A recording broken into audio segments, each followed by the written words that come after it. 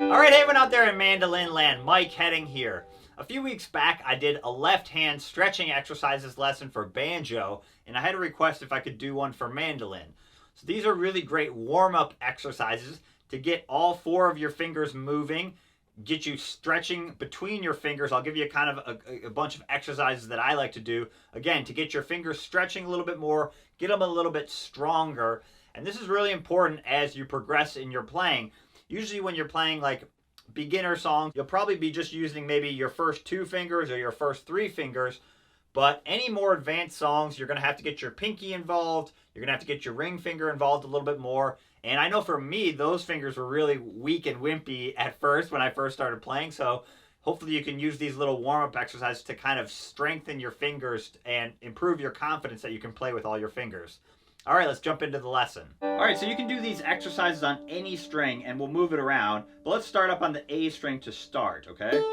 So on our A string, and a common rule with mandolin, since the frets are a little bit smaller, is we're going to use one finger is going to cover two frets. So you might have heard this in the past, but I'll just reiterate it. So again, your first finger, if we're kind of in home base position, your first finger is going to cover frets 1 and 2.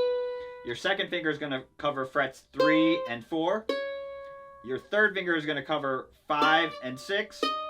And your pinky is going to cover frets 7 and maybe 8. If you get up much higher than that, you'll probably want to shift the whole position up. But again, a good rule of thumb is kind of wherever you are on the neck, usually your whatever finger you're playing with will cover the space of two frets. You know, maybe like on a guitar or a banjo, you might play, you know, all four of your fingers right next to each other like that. But the spacing of the frets is so much wider that it makes it a little bit easier to do that. And one more thing about this lesson too is that it's not going to sound very musical. So there's not going to be like a little melody in the exercise. We're really just working on kind of like lifting weights for our fingers, okay? So first thing I like to do is let's just practice playing with each finger and then going back to an open string. So I'm doing the open first, the first fret on the A string, and then open. And don't worry what you're doing with your right hand. You can do all downs, or you can do down up. Let's go up to the second fret.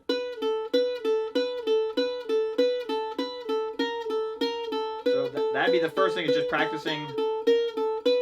And again, you can do it on any of the strings. You just want to practice getting a good solid tone. Let's try it with our second finger back on the A string. Fourth fret.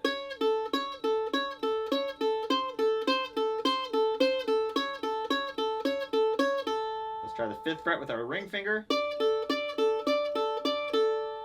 Sixth fret.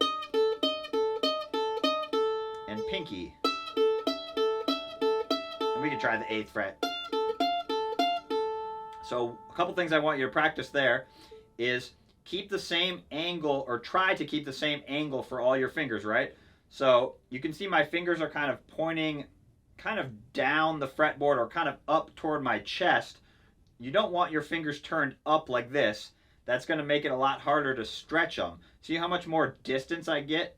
See how much farther I can stretch if my hand is turned versus this way? So that'd be the first thing. The second thing is when you go to play with a different finger,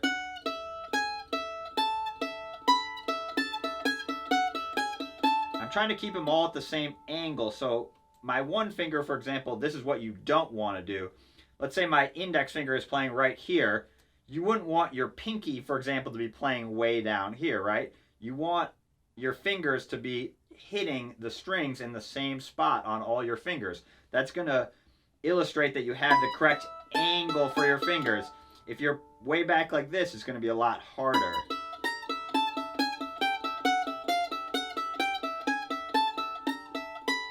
So that'd be the first thing, is just try playing around with that idea of just bouncing off the open string and just getting really solid tone, figuring out how hard you have to push down, you know, getting your fingers really close to the frets. One other thing we can do, or the next thing we can do rather, is now let's play two notes with each finger and then back to the open string. So we'll play 1, 2, and then open. So now we're practicing that subtle little shift. Let's try it with our second finger. Since each finger is covering 2 frets, we need to be more comfortable shifting our hand.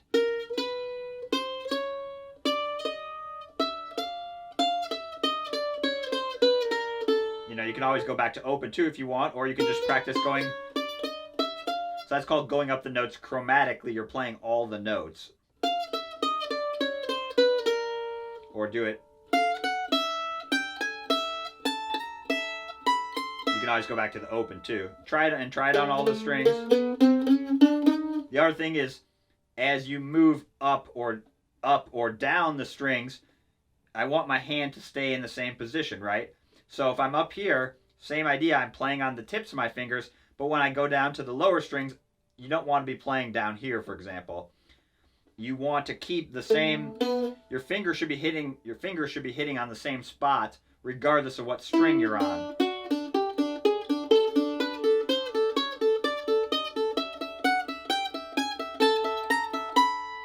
Again, and don't worry what it sounds like. It doesn't have to sound very musical. So that would be the next step, is now playing 2 notes and then back to your open, okay? Third idea is now we're going to work on playing between 2 fingers. So let's try the 2nd fret on the A string and then the 4th fret.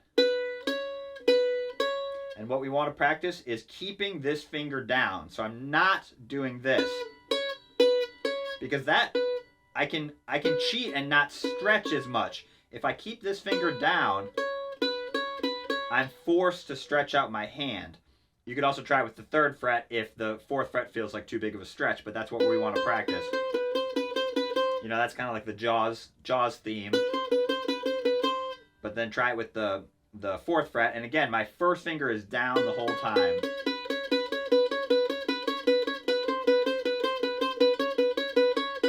Now let's try the 1st finger and 3rd finger.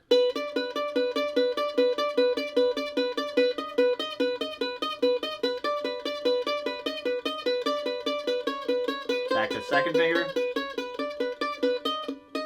I need to keep the pressure of my 1st finger down, and I need to get that correct angle so I can reach that note. Again, I'm not turned like this. If you're turned like this, it's going to be almost impossible to make that reach. Let's try 1st finger and pinky. This will probably be the hardest one. That's a big stretch up to 8th fret, but you can try it. Okay, so that's like your 1st finger is kind of your anchor. Let's try our 2nd finger now as the anchor on the 3rd fret. So let's go 3 to 5. So a little trickier, right? Your 1st finger is probably going to be a stronger anchor than your 2nd finger.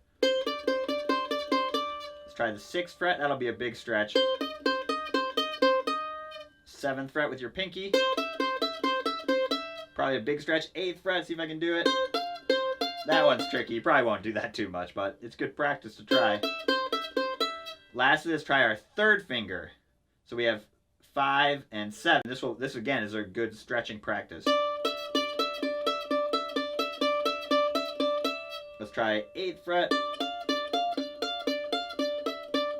That one's really tricky. So again, shake it out, get some blood reflowing. Definitely don't expect you to get all this stuff right away. These are just little things you can practice to just, start your warm-up exercise. Shake it out. If your hand's hurting at all, obviously take a break. Just use these as small warm-up exercises. Okay? And now we've played between the notes. Let's do another thing. Let's practice another technique. Let's do like a hammer-on between each finger. So that'd be like I've got my 1st finger down on the 2nd fret or the 1st fret, either one. And now I'm doing either a 2-4 hammer-on or a 2-3. I just want to have, again, my 1st finger as my anchor, and now I can do hammer-ons with each finger.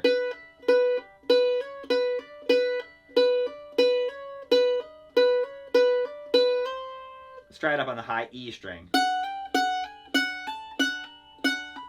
Probably the pinky is going to be the tricky one, right? You really have to hammer it down. Let's try our 2nd finger. again, harder.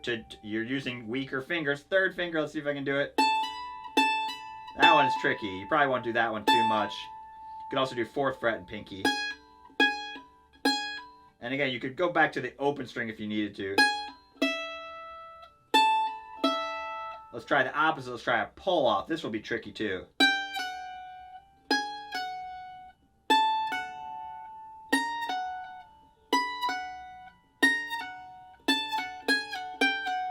You know, try it between all fingers.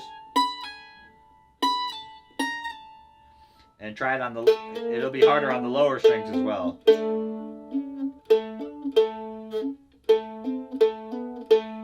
Okay, so that'd be like hammer-ons in between each finger. The other thing you could practice is doing, instead of all your fingers on one string, like going across the strings. Or try stretching them out. That's just like good stretching practice. Again, it's not going to sound very musical, but you could either do 1 fret or 2 frets. You know, and just practicing stretching them out. That's good for like your chords, is being able to do those big stretches. Or just practicing moving across the strings. Those are good for like just practicing kind of like, you know, it's not really necessarily a chord, but you're just practicing stretching your fingers out. What I do is just, wherever you have your fingers, just do the string test. You know, and try and get all the notes to ring out cleanly. Okay? So, again, it's not going to sound very musical, but what you're practicing is just stretching your hand out, getting your hand stronger. I know for me, like I said at the beginning, my pinky and my 3rd finger were the kind of the wimpy weaklings of the bunch. I remember when I first started playing, my pinky would like shake as I was trying to put it down because it was so wimpy. But that's what you're practicing, you know. I don't expect you to get this overnight. You're always going to be working on stretching. You know, oh, I wish I could stretch just a little bit more. I wish my hand was just a little bit stronger. I wish I could get my tone a little bit nicer. So I always tell students, get comfortable always working on these techniques. You're not going to like hit a point where you never have to worry about it again.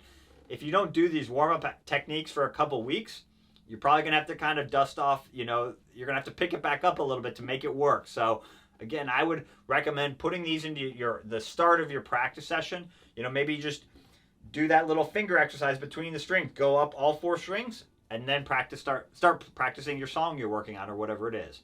All right, hopefully that gives you some warm-up exercises to try. All right, good luck.